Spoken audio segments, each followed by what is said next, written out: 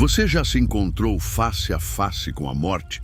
Já ouviu alguém dizer que seus dias estavam contados? Um rei poderoso, um império em expansão, uma vida de devoção a Deus. E então, o mensageiro da morte bate à porta do palácio. Põe em ordem a tua casa, porque morrerás e não viverás. Mas quando o fim parecia inevitável, quando as lágrimas já encharcavam seu leito, quando o sol começava a se pôr em sua vida, Deus reescreveu sua história. 15 anos. 15 anos arrancados das mãos da morte. Como um homem condenado conseguiu mudar seu destino, como suas lágrimas moveram o coração do Todo-Poderoso. E mais importante, o que essa extraordinária história de mais de 2.700 anos tem a dizer sobre a sua vida hoje. Seja bem-vindo ao Portal da Salvação. Antes de começarmos, se inscreva aqui no canal, curta este vídeo e permaneça até o final, porque há um ensinamento muito importante reservado para você. Quantas vezes você já se sentiu encurralado pela vida? Situações onde parecia que não havia saída, que tudo estava perdido. Muitos de nós já passamos por momentos onde recebemos notícias devastadoras sobre nossa saúde, nossos relacionamentos ou nossas finanças. Hoje vamos mergulhar na extraordinária história de um homem que literalmente recebeu sua sentença de morte da boca de um profeta de Deus. Um homem que ouviu as palavras mais assustadoras que alguém poderia ouvir. Prepare-se, porque você vai morrer. A história do rei Ezequias não é apenas um relato histórico distante. É um testemunho vivo do poder da oração sincera, da fé inabalável e da misericórdia incomparável de Deus. Uma história que nos ensina como enfrentar nossos momentos mais sombrios e descobrir que mesmo quando tudo parece terminado, Deus pode reescrever nosso final. Vamos voltar no tempo para o reino de Judá, cerca de 700 anos antes de Cristo. Um período turbulento, cheio de ameaças, idolatria e apostasia.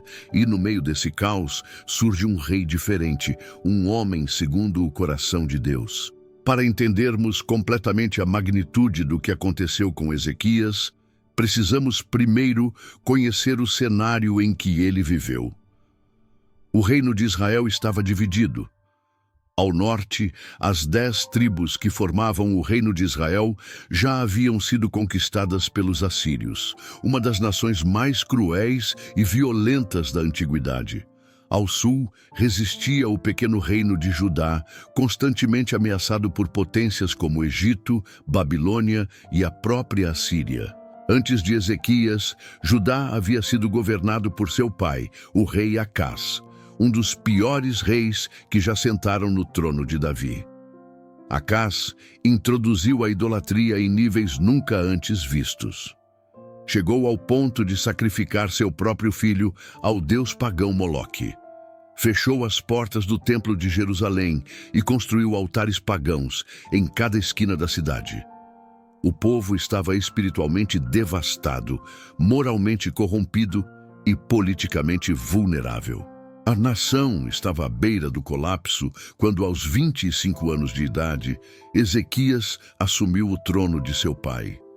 O que ninguém esperava era que esse jovem rei seria completamente diferente de seu pai. Desde o primeiro dia de seu reinado, Ezequias demonstrou uma devoção inabalável a Deus. O texto bíblico nos diz que ele fez o que era reto aos olhos do Senhor, conforme tudo o que fizera Davi, seu pai. Ezequias não perdeu tempo. No primeiro ano de seu reinado, ele reabriu as portas do templo que seu pai havia fechado.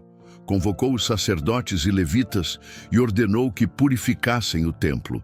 Restaurou o culto a Deus segundo as instruções de Moisés. Destruiu os lugares altos, quebrou as colunas pagãs, cortou os postes ídolos e despedaçou a serpente de bronze que Moisés havia feito, pois naqueles dias os israelitas queimavam incenso para ela. Uma das ações mais notáveis de Ezequias foi a celebração da Páscoa. Ele enviou mensageiros por todo Israel e Judá, convidando o povo a voltar para o Senhor e celebrar a festa em Jerusalém. Algo que não acontecia adequadamente havia muitas gerações. Mas talvez o ato de fé mais impressionante de Ezequias tenha sido sua rebelião contra a Assíria. O texto bíblico nos diz que ele se revoltou contra o rei da Assíria e não o serviu. Era como se uma pequena formiga desafiasse um elefante. A Síria era a superpotência militar da época, conhecida por sua brutalidade extrema contra os povos conquistados. E foi exatamente isso que trouxe o poderoso Senaqueribe, rei da Assíria, às portas de Jerusalém com um exército imenso. Depois de conquistar todas as cidades fortificadas de Judá, ele cercou Jerusalém, determinado a esmagar o pequeno reino rebelde. Foi nessa situação desesperadora que vimos o primeiro grande milagre na vida de Ezequias. Após sua oração fervorosa, Deus enviou um anjo que destruiu 185.000 soldados assírios em uma única noite, forçando Senaqueribe a recuar e voltar para Nínive, sua capital. Ezequias havia testemunhado o poder de Deus de maneira extraordinária. Sua fé havia sido recompensada. O pequeno reino de Judá havia derrotado a maior potência militar do mundo antigo, não por força própria, mas pela intervenção divina. A Bíblia nos diz que Ezequias prosperou em tudo quanto fez. Ele construiu cidades, aumentou seus rebanhos, acumulou riquezas e prestígio. Realizou obras públicas impressionantes, como o túnel de Siloé, uma obra de engenharia notável que trazia água para dentro dos muros de Jerusalém, protegendo o abastecimento da cidade durante cercos. Ezequias estava no auge de seu poder e prosperidade. Havia restaurado a adoração ao verdadeiro Deus, derrotado o mais poderoso império da época e elevado Judá a uma posição de respeito entre as nações vizinhas. Então, quando tudo parecia perfeito, veio o golpe inesperado. Naqueles dias, Ezequias adoeceu de uma enfermidade mortal. As palavras do texto bíblico são diretas e impactantes. Não sabemos exatamente qual era a doença, mas o texto menciona uma úlcera ou tumor que ameaçava sua vida. Alguns estudiosos sugerem que poderia ser um caso grave de septicemia ou uma infecção generalizada que nos tempos antigos seria certamente fatal. Imagine a cena. O grande rei que havia restaurado o culto a Deus, que havia desafiado e vencido a Assíria, agora prostrado em seu leito, consumido pela febre e pela dor. E como se a dor física não fosse suficiente, veio o golpe espiritual. O profeta Isaías, o mesmo homem de Deus que havia trazido mensagens de esperança e vitória contra os assírios, agora entrava no quarto real com uma mensagem completamente diferente. Assim diz o Senhor: põe em ordem a tua casa, porque morrerás e não viverás. Não havia ambiguidade nas palavras do profeta. Não havia espaço para interpretações otimistas. A sentença estava dada. Ezequias iria morrer.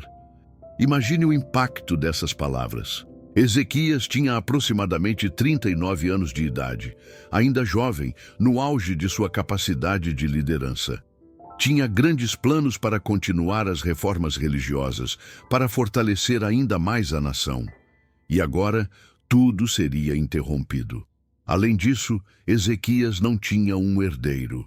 O texto bíblico nos informa que seu filho Manassés nasceu apenas 3 anos depois desse evento, o que significa que, naquele momento, a dinastia davídica corria o risco de ser interrompida. As promessas de Deus a Davi, de que sua descendência reinaria para sempre, pareciam estar em perigo. O que faz um homem quando recebe sua sentença de morte da boca de um profeta de Deus? O que resta a fazer quando o próprio Deus parece ter definido seu fim? A reação de Ezequias é profundamente humana e, ao mesmo tempo, extraordinariamente espiritual. O texto nos diz que ele virou o rosto para a parede e orou ao Senhor. Esse simples gesto, virar o rosto para a parede, fala volumes sobre sua intimidade com Deus. Era um gesto de privacidade, de vulnerabilidade, de despir-se de sua condição real para estar a sós com seu Criador. E então ele começou a orar. Mas não foi uma oração formal, rebuscada, cheia de citações teológicas elaboradas. Foi uma oração entrecortada por soluços, uma súplica desesperada, uma exposição sincera de seu coração ferido. Ah, Senhor, lembra-te, peço-te de como tenho andado diante de ti com fidelidade, com inteireza de coração, e tenho feito o que era reto aos teus olhos. E então, o texto nos diz algo profundamente comovente, e chorou Ezequias muitíssimo. Esse não é um detalhe menos importante. O rei de Judá, o homem que havia enfrentado o poderoso império assírio sem pestanejar, agora derramava lágrimas copiosas diante de sua própria mortalidade. Suas lágrimas falavam mais alto que suas palavras.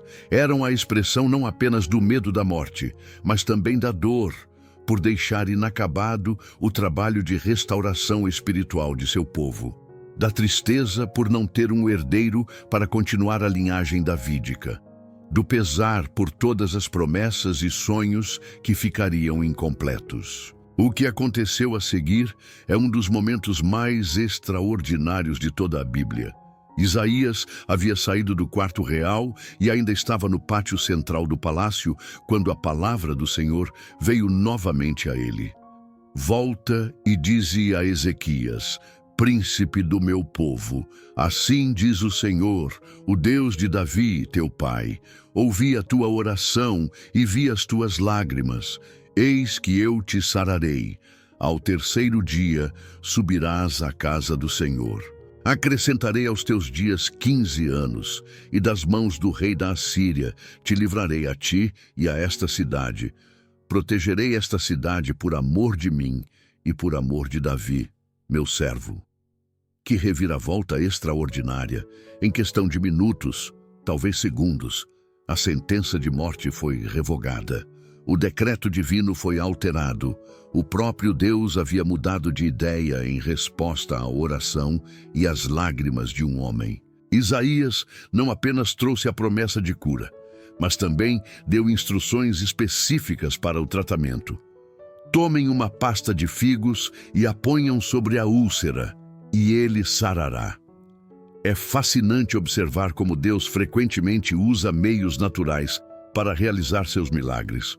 Os figos têm propriedades medicinais conhecidas na antiguidade, especialmente para abscessos e tumores. Mas o que transformou esse remédio comum em um instrumento de cura milagrosa foi a palavra e o poder de Deus. Mas Ezequias, mesmo diante dessa promessa extraordinária, buscou uma confirmação. Ele perguntou a Isaías, qual será o sinal de que o Senhor me curará e de que, ao terceiro dia, subirei à casa do Senhor? Não devemos interpretar isso como falta de fé, mas como um desejo natural de ter certeza de que havia compreendido corretamente a mensagem divina. Afinal, minutos antes, ele havia recebido uma sentença de morte desse mesmo profeta. A resposta de Deus foi conceder a Ezequias um dos sinais mais extraordinários registrados nas Escrituras. Isaías deu ao rei uma escolha. Isto te será sinal da parte do Senhor, de que o Senhor cumprirá a palavra que disse. Adiantar-se-á a sombra 10 graus ou retrocederá 10 graus? Ezequias respondeu, fácil seria a sombra estender-se 10 graus. Não seja assim, mas torne a sombra 10 graus atrás. O rei raciocinou corretamente. Seria natural a sombra avançar, seguindo o curso normal do sol. Mas fazê-la retroceder, isso seria verdadeiramente sobrenatural, um sinal incontestável da intervenção divina. E assim aconteceu. O texto nos diz que o profeta Isaías clamou ao Senhor e fez retroceder 10 graus a sombra lançada pelo sol declinante no relógio de Acás. Estudiosos têm debatido por séculos sobre o que exatamente aconteceu nesse momento. Alguns sugerem um eclipse solar, outros falam de um fenômeno de refração atmosférica incomum. Mas o texto bíblico apresenta isso como um milagre genuíno, uma alteração sobrenatural do comportamento da luz solar como sinal da promessa divina a Ezequias. O que é importante percebermos é a magnitude desse sinal. Deus não apenas prometeu curar Ezequias e acrescentar 15 anos à sua vida. Ele alterou o comportamento da luz solar para confirmar sua promessa. É como se Deus estivesse dizendo: assim como posso fazer retroceder a sombra do sol, posso fazer retroceder a sombra da morte sobre a tua vida. E a promessa se cumpriu. Ezequias foi curado. Ao terceiro dia, como Deus havia dito, ele subiu ao templo para agradecer. A morte, que já estava à sua porta, recuou. A vida que estava se esvaindo foi restaurada. O rei que estava se despedindo de seu povo recebeu mais 15 anos para completar sua obra. Durante esses anos adicionais, Ezequias teve seu filho e herdeiro Manassés. A linhagem davídica foi preservada. A promessa de Deus a Davi, de que nunca faltaria descendente seu no trono, foi mantida intacta. No entanto, essa história também nos mostra como até mesmo os maiores homens de Deus podem cometer erros após suas maiores vitórias espirituais. Pouco depois de sua recuperação milagrosa, Ezequias recebeu emissários do rei da Babilônia, que vieram felicitá-lo por sua recuperação. Movido pelo orgulho, Ezequias mostrou a eles todos os seus tesouros, todas as riquezas de seu reino. O texto bíblico nos diz que não houve coisa alguma em sua casa e em todo o seu domínio que Ezequias não lhes mostrasse. Foi um ato de vaidade, de ostentação, talvez até mesmo de busca de alianças políticas com uma potência estrangeira, algo que Deus havia expressamente proibido. E isso trouxe consequências. Isaías profetizou que no futuro todos aqueles tesouros seriam levados para a Babilônia e alguns dos descendentes de Ezequias serviriam como eunucos no palácio do rei babilônico. Essa profecia se cumpriu cerca de 100 anos depois, quando Nabucodonosor conquistou Jerusalém e levou o povo judeu ao exílio babilônico. A resposta de Ezequias a essa profecia revela tanto sua fé quanto sua humanidade. Boa é a palavra do Senhor que disseste, e disse mais: pois não haverá paz e segurança em meus dias. Podemos ver nisso egoísmo. Ele estava contente porque a calamidade não aconteceria em seus dias, mas também podemos ver fé e aceitação. Ele reconheceu a justiça do julgamento divino e se submeteu a ele. O que essa extraordinária história tem a nos ensinar hoje? Primeiro, ela nos mostra o poder da oração sincera e das lágrimas genuínas. O texto enfatiza que Deus não apenas ouviu a oração de Ezequias, mas também viu suas lágrimas. Nosso Deus se importa não apenas com nossas palavras, mas com nossas emoções, nosso sofrimento, nossa dor. O rei Davi disse nos Salmos: tu puseste as minhas lágrimas no teu odre, não estão elas no teu livro. Deus coleciona nossas lágrimas, as valoriza, as considera preciosas. Ele não nos pede que sejamos estoicos, impassíveis diante do sofrimento. Ele nos convida a trazer toda a nossa dor, todo o nosso desespero, toda a nossa angústia à sua presença. Segundo, essa história nos revela que até mesmo declarações proféticas, aparentemente definitivas, podem ser condicionais. Deus havia dito, pela boca de Isaías: morrerás e não viverás. Parecia um decreto irrevogável, mas em resposta à oração de Ezequias, Deus mudou o curso de ação.